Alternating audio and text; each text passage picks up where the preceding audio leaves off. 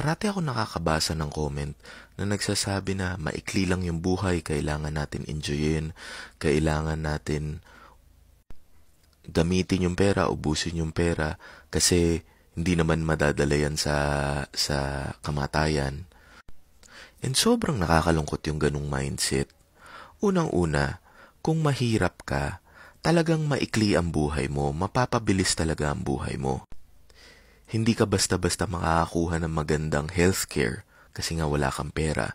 At yung environment mo, yung pinagtatrabahuhan mo, kadalasan, delikado, yung mga mahihirap na trabaho dahil no choice ka, yun lang yung kaya mong gawin, yun lang yung pwede mong gawin dahil nga mahirap ka. At yung idea na kailangan mong ubusin yung pera mo kasi hindi mo naman madadala sa kamatayan, sobrang misguided.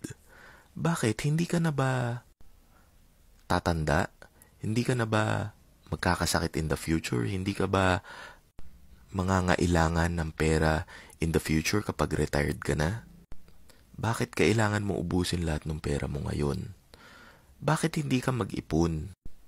Parati ka ba malakas? Parati ka ba makakapagtrabaho? Kakailanganin mo mag-ipon ng pera eh. Kailangan mo mag-invest para meron kang income kahit hindi mo na kaya magtrabaho. Sobrang misguided nung kino-comment ng mga ibang tao. And nakakalungkot kasi yung mga ibang tao na nakakabasa nun, parang iniisip nila na tama yung ganong thinking.